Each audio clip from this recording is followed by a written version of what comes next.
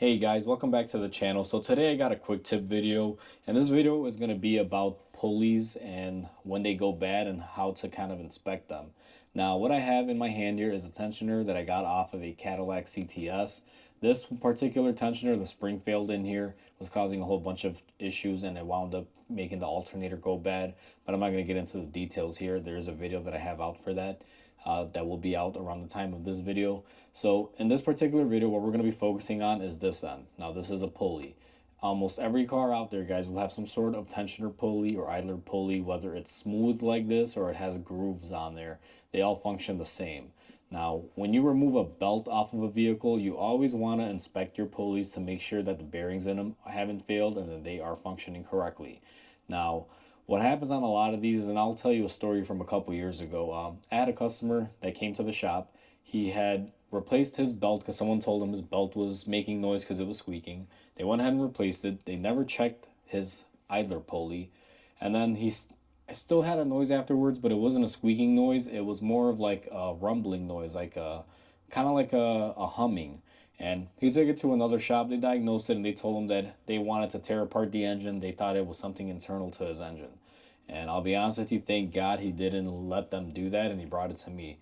Because what I found out on his car was one of his pulleys was so severely out of whack and the bearings were shot that it was basically making a roaring noise, and it sounded like something internally from the engine was coming out.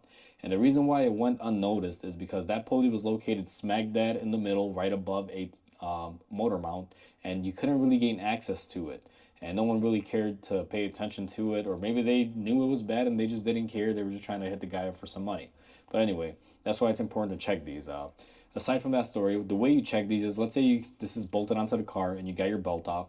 What you want to do is spin it. Now this particular one is bad, so let me spin it and you guys maybe will hear it.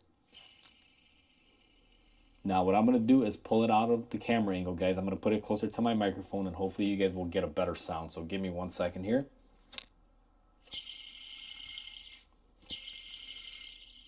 And hopefully you guys heard that. That is the sound of the bearing in here starting to fail. You shouldn't really have that much noise coming out of it. Now another telltale sign, and you probably won't be able to pick this up on camera very easily, but if I grab this and I rock it side to side, now you can't see it too well, but this pulley has some back and forth movement on here. That tells me that bearing that's in there has pretty much, started deteriorating and getting loose. And it's very common for these to make a bunch of noise and kind of wobble back and forth until it basically eats away at the bearing, and then it either locks up or just creates a rumbling noise that sounds really, really horrible. Now, give me a second. I'm going to go ahead and unbolt this off and I'll show you guys how these work. Okay guys, so I'm back. I went ahead and I unbolted my bolt. Basically it's a bolt and a big washer. This comes off and normally has some sort of perch that it has to sit in. And when you get down to the nitty gritty of it, there's your bearing right there. Now, I don't know how well you guys can see in the camera, but there is a bearing number on there. Now, you can replace just the bearing, but realistically, guys, to get this bearing, maybe you'll pay $2 or $3 if you could find them, and you can press it out and push it in and save yourself some money.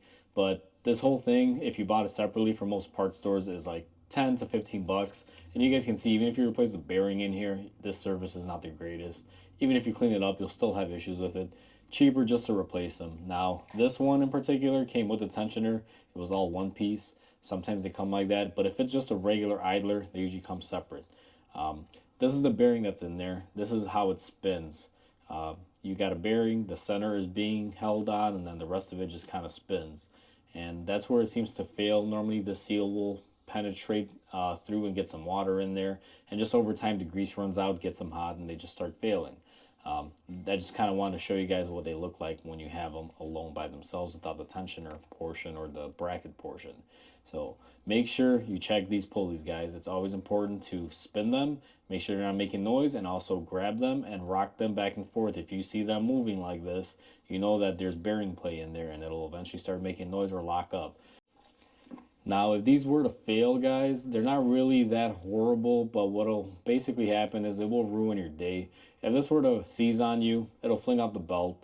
more than likely your car will shut off on the side of the road, because once it runs out of battery power, the belt is not spinning on there to charge up the battery, so your alternator is not doing its job.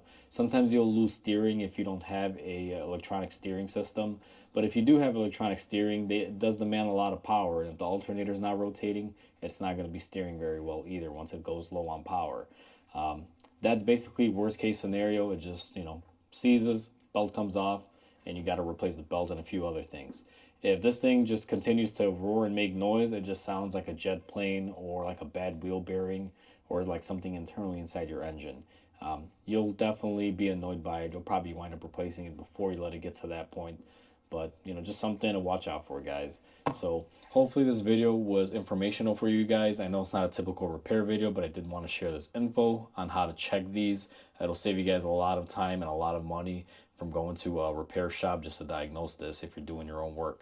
So hopefully you guys enjoyed. Please comment, like, and subscribe. It'll definitely help my channel grow. And with that said, hope you guys have a great day, and I'll catch you guys on the next repair.